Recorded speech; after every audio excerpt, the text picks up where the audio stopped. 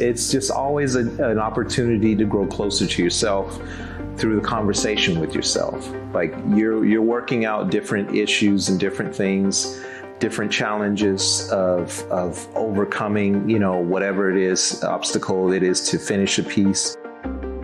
It's a conversation, and the conversation is broad.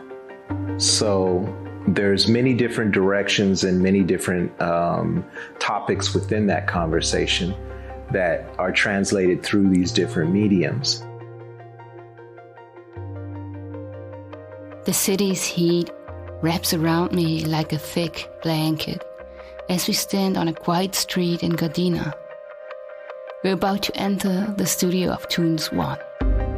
And what I don't know yet is that we will not only enter a studio that is dedicated to the creative process in all its forms, but we're about to meet a new friend. One that is raised by the subcultures of Los Angeles and Berlin.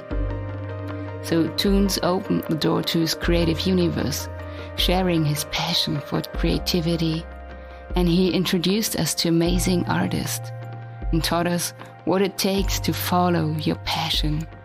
You gotta write it like you mean it.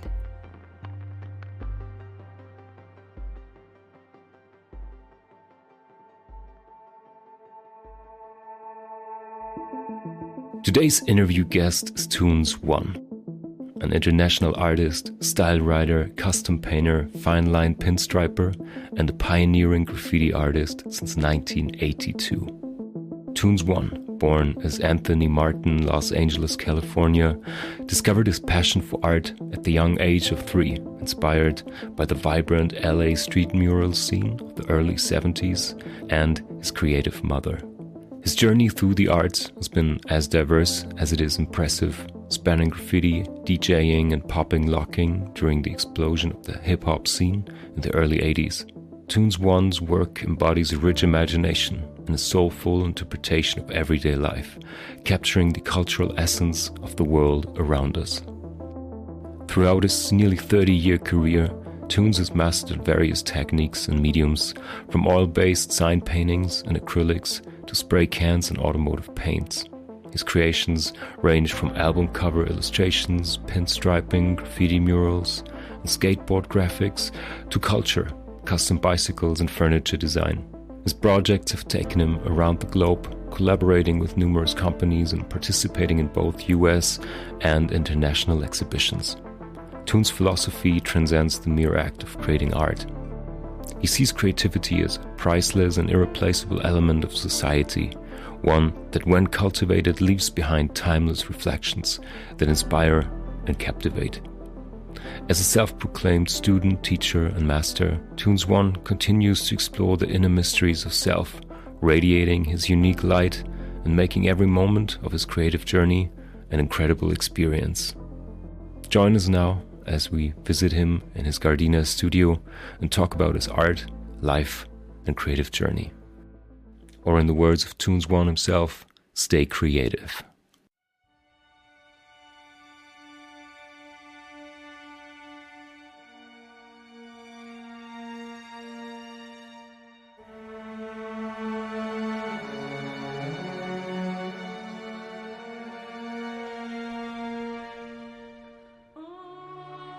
The Transmute Tapes, a Maison Douce podcast. The Transmute Tapes, Maison Douce.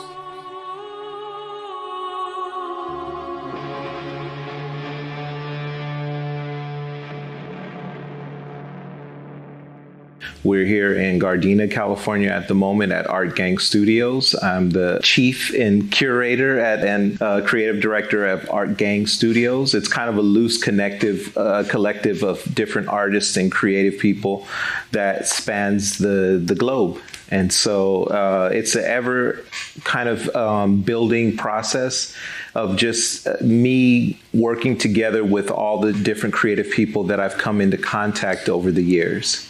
And so just by connecting with you guys are kind of like an extension of that. So that's what I'm hoping to create also with that, is that connection through to be a part. You guys could be art gangsters. Oh, wow. Where can we apply? You're already in. Do you remember the initial moment you knew you want to become an artist? Yeah, I have to say that it was probably when I was about maybe 8 or 9 years old. And I was in school, and I just basically was drawing in class all the time. And I remember my teacher getting upset at me and saying to me that, you know, like, you're drawing in class, like you're daydreaming and this and that, and you're never going to be anything like this. And so I just looked at her, and then when she finished, I just kind of looked at her like, are you through?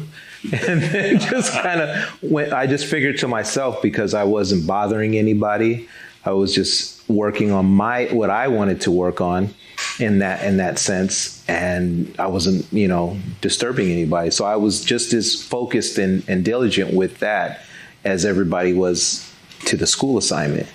So I think from that moment, kind of like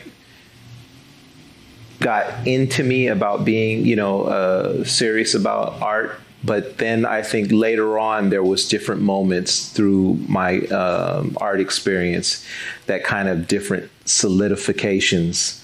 And so I remember there was another time later on in life, probably I was about, I would say I was probably about 14 years old.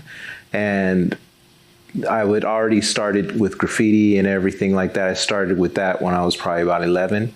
But then when I got to a certain point of it, at 14, I was like, oh, this is it. I was like, I'm not going to I remember making an affirmation to myself. And I said, I'm not going to let anybody or anything get in the way of me doing this.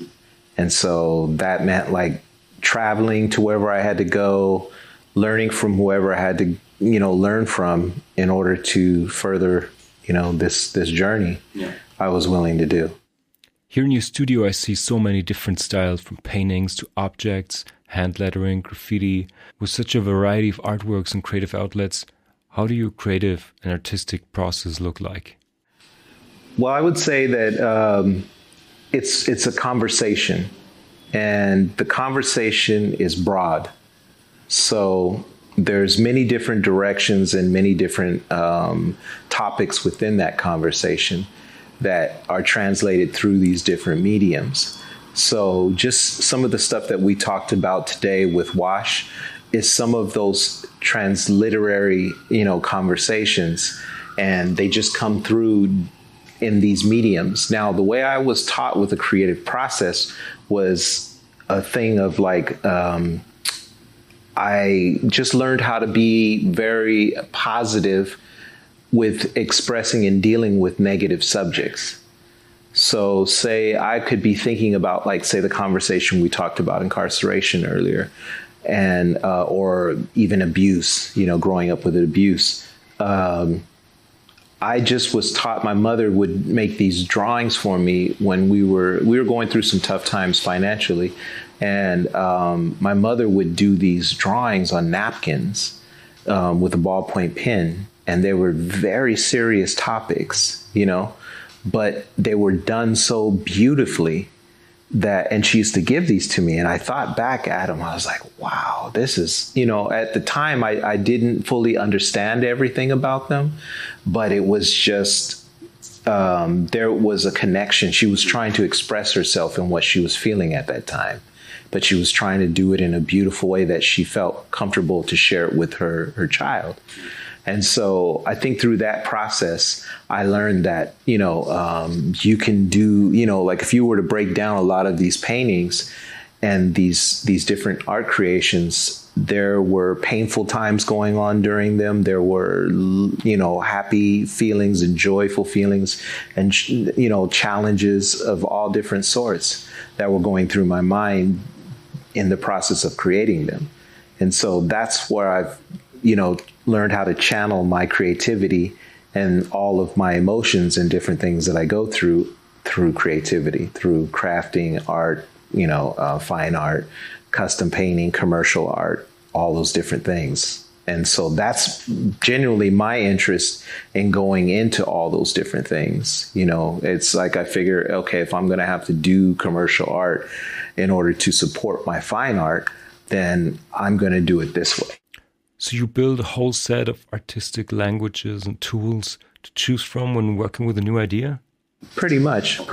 So it's just like, you know, through construction or, you know, learning how to work with wood, learning how to work with metal, with glass, plastics, you know, all these different things, you know, gives me the opportunity to then learn those mediums so then I can push them to, you know, express myself in a different way through those mediums. I could see many different influences in your work: graffiti, street art, car culture. What would you say influenced you the most? I would say that, like say, for instance, like these automotive pictures, there's a direct reference right here in the calendar, meaning the lowrider art. Mm-hmm. And all of the energy that goes into creating one of those cars is an amalgamation of all the different, of the majority of car cultures put together. Mm-hmm. From high performance vehicles to, you know, racing boats to, you know, then it comes down to, you know, indigenous cultures. All these different things go into creating that. And to me, that is such a statement. And even though a lot of times the people that create this art, these vehicles, may not be able to articulate these things, but to me, if you are a person who is conscious, you can see that and you know where these things come from, then you understand it fully. There's a very intense conversation going on there between different cultures. Yeah. And so that, for me, you know, growing up in Southern California, being around the car culture and all these different types of car cultures helped me to understand that, you know. So that's why I started incorporating in different things where it's like doing custom painting techniques, lowrider techniques on furniture or on, you know, like on items like bubblegum machines or sewing machines. It was just those types of things that kind of helped me to expand the conversation and share that conversation with different people. Can you tell us more about your artworks? For all listeners, you can check out the artworks Toons is talking about in the show notes or on our Instagram channel. So we say this piece right here in back of me, this is a piece, this is part of a three piece series that I did for Google. Mm-hmm. And so I was fortunate enough to be chosen to be a part of a team of artists that created artworks for quantum computers for Google, these cryostats, what they're called.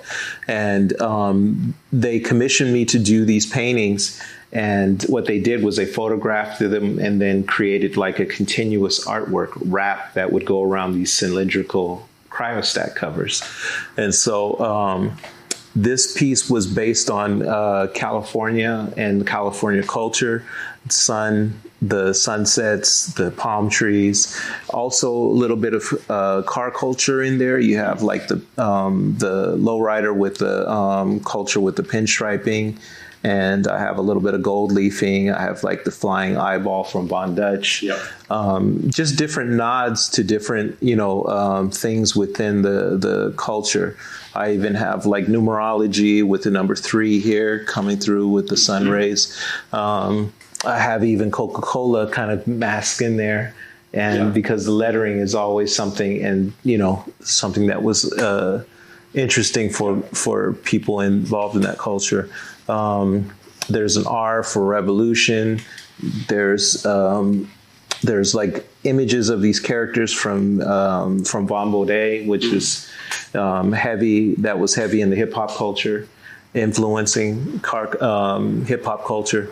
And so, yeah, this was a really interesting piece. I felt very fortunate to be able to put artwork on there, and I felt like that I wanted to incorporate those different things, because if these are going to be computers that are going to be kind of determining the future, I wanted to put some of that into that and kind of that intention into the future. Yeah. So, and then these right here, these collages, these smaller ones, these are just like, I would say kind of like a jam session, like acid jazz or anything like that, where you just have different styles and different things coming, like mashups. And so this one right here on the far right is about car culture and sign painting, lettering, all the things that go around it. So I even have some fast food references in there. There's a spot here in LA that's called Ramona's. It's a very famous Mexican kind of deli. Mm-hmm. And I have like some of the wrappers from there I actually took and put inside there, encapsulated in the resin. And then I have like pictures of older, some of the precursors to lowriding, the lead sleds, they called them, and pinstriping and gold leafing, and even says pinstriping has different references, with lettering, has Los Angeles in there, and just all different types of layering and things in there I like to put in there. So it's almost like when we create in graffiti, it's called a wild style, where it's just everything is camouflage, and as you look at it more, it unfolds. Yep. There's more messages, there's more things in there for you to discover. Yep. And so I created these paintings so that if one day, someone does buy these paintings, they'll have something that kind of continuously jumps out at them. Yep. And maybe they'll discover at different points of them having ownership of it. And then these with cars right here, these are a nod to the car automotive ads of the like 50s and 60s and 70s. And so I forget the name of the artist. There's a couple really famous artists that were doing these car ads. And I really love the artwork in them. And so what I wanted to do was take that same kind of style, but instead of having the stock cars, have these custom cars, and then put them together with LA iconic, imagery and places. So like this place, Chips, is like a famous restaurant, kind of like a restaurant diner, and it's kind of like famous for the signage and just this era. And so, it's kind of like the 50s and 60s era. And that's kind of like this car. This is a 58 GMC truck. And so lowrider. And so I put it in there. And then it's the same goes for these two paintings over here, or this one here with the Randy's Donuts and the 63 Impala. And so, it's just, those types of things are, like I said, I was trying to infuse, because most of the ads, they were, like I have some new ones that I'm working on too, that just the concepts where they have, because most of the times you'd have the ads and they're mostly just be like European people in them, and they wouldn't have people of color in the ads. Yeah. And so I said, okay, I'm going to do these, and I'm going to have these kind of cars, and I have people of color, or just multicultural. Yeah. Really, I think that really explains or really addresses the California car culture in its true essence. Because when, now we're going through this thing of now all these different shows that are starting to highlight and speak to people of different cultural backgrounds that were part of the car scene, Yeah. So now it's being actually revealed. And so I said, well, I'll just, put this in my paintings, So I think the thing is with these, because at first glance, they kind of just look kind of obvious in a way. But then when I explain to them the meaning behind it, it does kind of have a political type of meaning behind it. And I wanted to do that on purpose. So first is just the candy to kind of like get you in. Yeah. And then once we explain it, then we can talk about this other conversation that really is behind the paintings. So I see a lot of Californian influences and references in your work. You also lived in Berlin, Germany for many, many years. Did that leave a mark in your artistic work? And if yes, how so? Most definitely. I would say probably in how I go about making the paintings. Okay. And I would say that especially Berlin is very close to my heart. I spent quite a long time there, about 20 years. Mm-hmm. And it inspired me just from so many different aspects, from, just being in such an amazing city, but it helped me. I have to say, the way it inspired me was just in how I was able to just kind of relax and just be. It brought me back to a sense of like calm. Okay. Because I love the fact that, Berlin has, I would say, more than 5 or 6 Central Park-sized parks, if not bigger, parks right within the city, and just that, having that nature right next to you, having, the cafe culture, having the international food culture, having the club culture, having the bike culture, all these things really influenced me. Even just from the women that I dealt with there, were just, and the people was just, it was amazing. Yeah. And there was so many different things that really, I was explaining to somebody about like just, dating women there and the interactions that I would have. And they gave me a sense of just calm. And there was a sense of ease of just being able to talk to a woman. And the depth of our conversations was so much different than I've experienced here. Okay.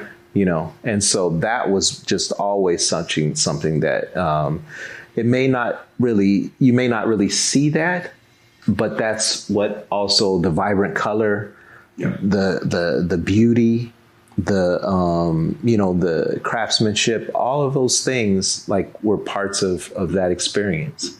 So Berlin really rubbed off on me, but you may not see it as an obvious thing because I don't have Berlin signs everywhere, but it's there. It's definitely there. I wouldn't have stayed there as long as I did. People were like, wow, so long. And I was like, yeah, it was amazing.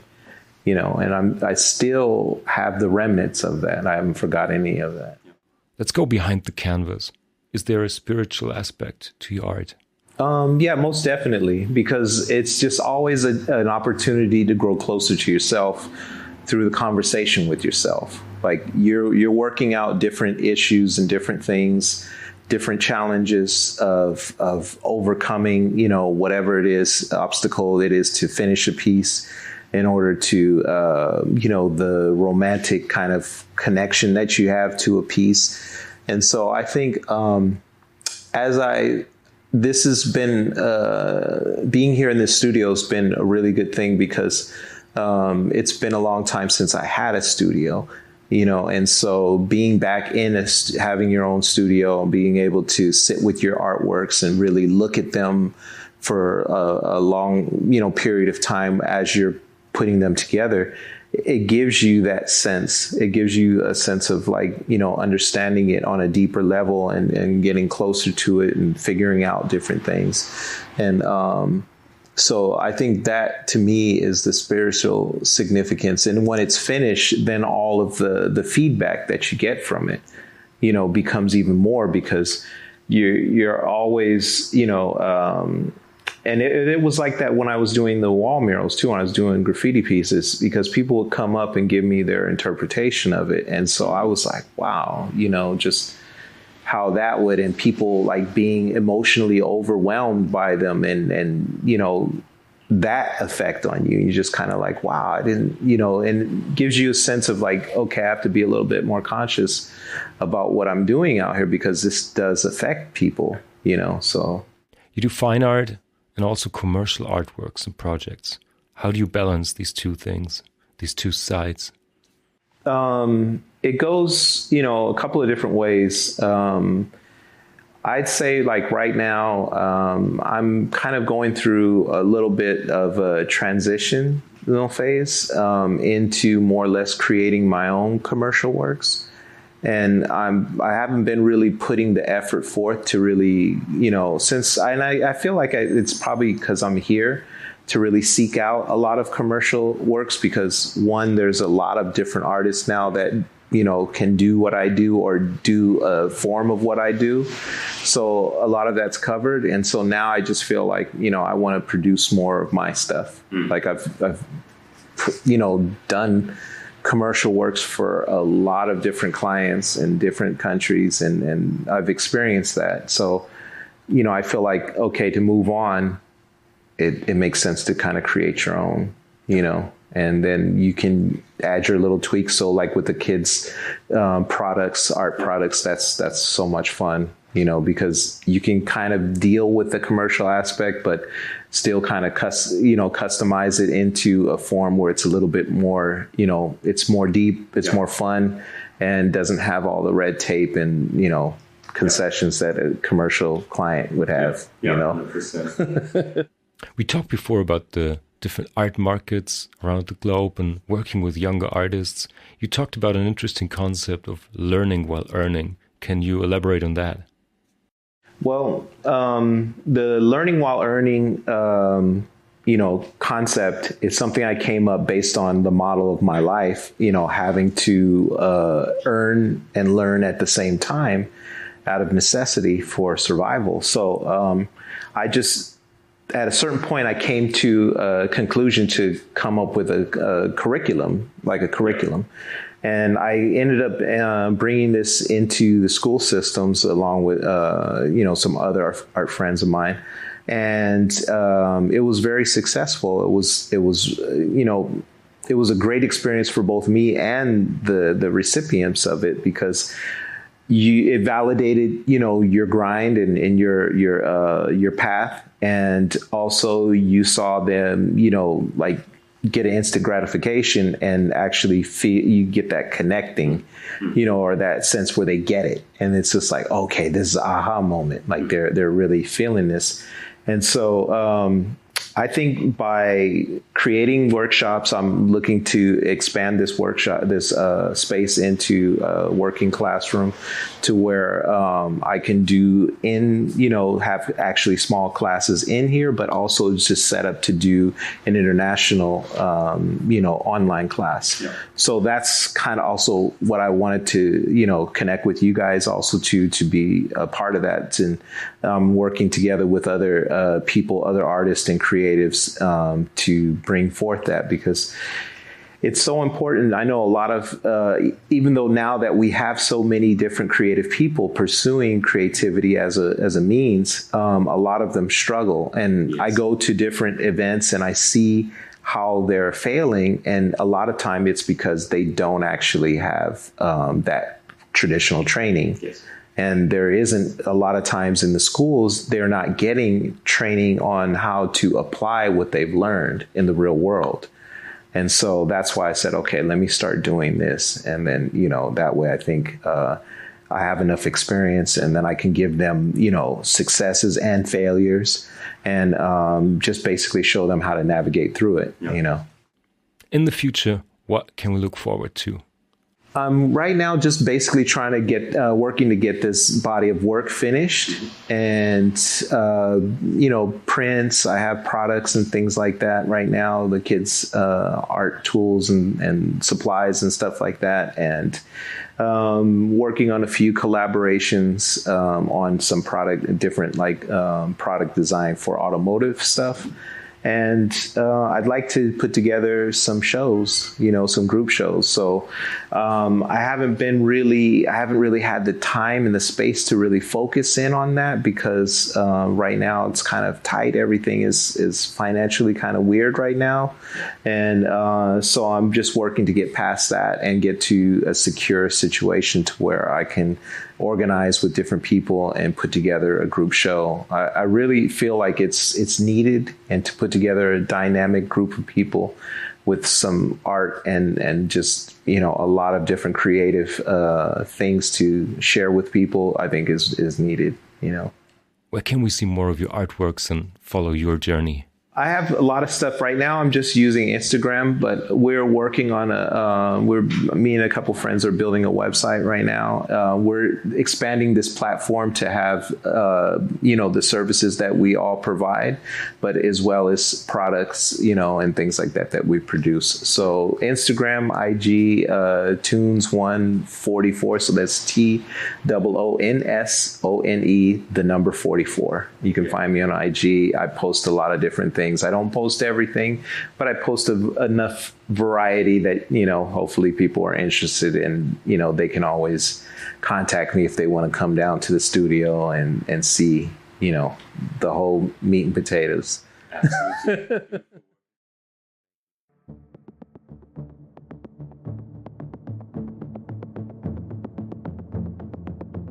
Discover more inspiring talks, audio documentaries, or art performances.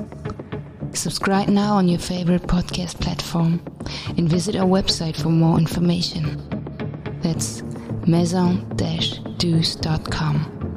MAISON-DOUCE.com.